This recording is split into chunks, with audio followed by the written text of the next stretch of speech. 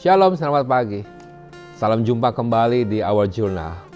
Hari ini kita akan bicara tentang kembali seekor burung Raja Wali. Di dalam Yesaya 40 ayat 31 dikatakan, tetapi orang-orang yang menanti-nantikan Tuhan mendapat kekuatan baru, mereka seumpama Raja Wali yang naik terbang dengan kekuatan sayapnya. Mereka berlari dan tidak menjadi lesu, mereka berjalan dan tidak menjadi lelah. Anak-anak Tuhan digambarkan ibarat seekor burung Raja Wali. Seharusnya mampu terbang setinggi-tingginya melintasi badai sekalipun. Usia Raja Wali pun dapat mencapai sekitar 70 tahun. Namun di usia itu hanya dapat dicapai ketika pada usia 40 tahun. Seekor Raja Wali mau berubah. Sebuah perubahan yang sangat menyakitkan dan sangat membutuhkan sebuah komitmen yang tinggi. Bahkan segala-galanya. Karena jikalau dia tidak mau berubah di usia itu, maka pilihannya adalah mati. Saya tidak akan membahas tentang Raja Wali dan bagaimana cara perubahannya. Yang kita mau bahas saat ini adalah bagaimana kita mau mengalami perubahan. Ya kan? Saat ini kita masuk pada era new normal. Di mana hampir kalau kita perhatikan, kita keluar rumah, hampir 90% rata-rata orang memakai masker di setiap kita melihat orang itu. Bahkan di setiap toko ataupun restoran yang baru dibuka saat ini, terpampang poster tulisan wajib memakai masker. Apa yang Bapak Ibu lakukan saat ini? Tidak memakai masker? Tidak bisa Bapak Ibu. Kita masuk ke dalam era yang baru, di mana setiap orang memiliki peralatan yang baru. Dulu mungkin orang kalau keluar tidak pakai handphone tidak bisa. Mungkin akan bingung. Saat ini orang kalau keluar wajib pakai masker. Bahkan membawa hand sanitizer. Atau mungkin bahkan membawa alkohol. Atau bahkan memakai sarung tangan. Atau sekarang mungkin memakai alat di mana bisa memincit tombol lift tanpa perlu sentuhan tangan. Dan segala sesuatu. Kita masuk pada suatu era yang berubah saat ini. Ya. Bukan hanya di Indonesia perubahan terjadi, bahkan di seluruh dunia juga terjadi. Ya. Banyak perusahaan-perusahaan yang saat ini berubah. Ya kan? Yang dulunya mungkin industri kain dan sebagainya, tapi saat ini berubah ke industri masker, ke industri hand sanitizer. Bagaimana dia bisa survive kalau dia tidak ikut perubahan? Itu yang kita bilang bahwa kita harus mengikuti perubahan. Change or die. Mari kita lihat dengan firman Tuhan. Mengapa Tuhan ingin kita untuk perubahan? Yang pertama adalah perintah. Di Roma 12 ayat 2 dikatakan, janganlah kamu menjadi serupa dengan dunia ini, tetapi berubahlah oleh pembaharuan budimu sehingga kamu dapat membedakan mana kehendak Allah, apa yang baik, yang berkenan kepada Allah dan yang sempurna. Tuhan menghendaki kita juga bisa berubah. Tuhan mau kita berubah untuk menjadi lebih baik. Bukan hanya diam saja, tidak mengikuti aturannya, tidak. Berubah karena itu adalah sebuah perintah dari Allah. Ada berkat Tuhan di Matius 9, 16, 17. Tidak seorang pun menambalkan secari kain yang belum susut pada baju yang tua. Karena jika demikian, kain penambal itu akan mencabik baju itu, lalu makin besarlah koyaknya. Jadi, tidak ada orang yang, maksudnya yang kain yang belum susut ditambal. Enggak, kecuali sudah susut. Sama halnya seperti ini contohnya, paling gampang, ya kan?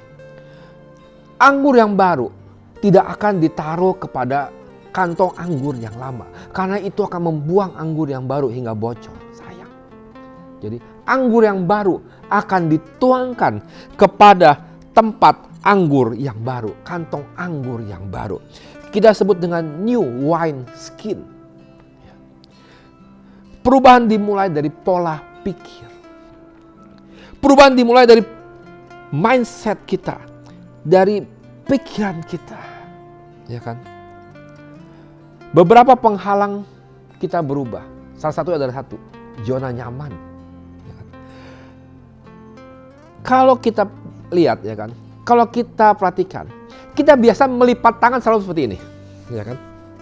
Selalu yang kanan menghadap ke atas. Coba kita balik saat ini. Posisi seperti ini. Mungkin nggak nyaman, karena kita sudah terbiasa sebegini. Langsung seperti ini. Itu melipat tangan. Perubahan membuat seorang tidak nyaman. Seseorang yang merasa kagok. Yang biasanya jempol kanan yang di luar, saat ini harus bagaimana caranya jempol kiri yang di luar. Nggak nyaman. Kemudian apa lagi? Ya, bentar. Kemudian takut beresiko. Banyak sekali saat ini orang-orang yang takut mengambil resiko. Ya kan? Jangan pernah takut untuk berubah karena harus mengambil resiko. Yang dulu mungkin pengusaha kain, dia harus berubah mengambil alih menjadi perusahaan masker. Orang takut. Ini bisa jalan apa enggak? Bagaimana?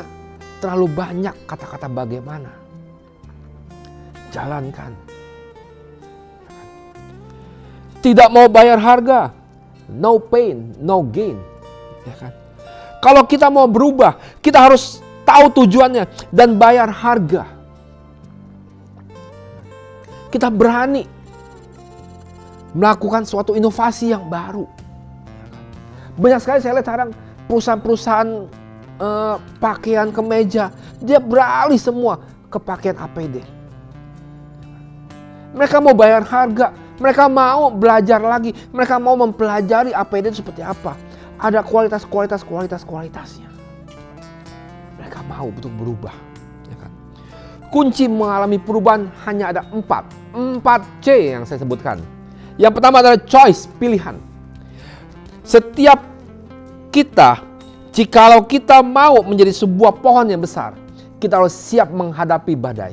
Kita harus siap menjadi rumput dan tetap keluar dari zona nyaman kita. Ya, di Matius 7 ayat 21. Yang kedua adalah komitmen. Ya kan? Perubahan butuh komitmen. Tidak bisa berubah. Ya hari ini berubah, besok nggak berubah. Hari ini berubah, besok nggak berubah. Nggak bisa. Kita butuh komitmen. Berubah, dan berubah. Yang ketiga adalah konsistensi. Konsisten.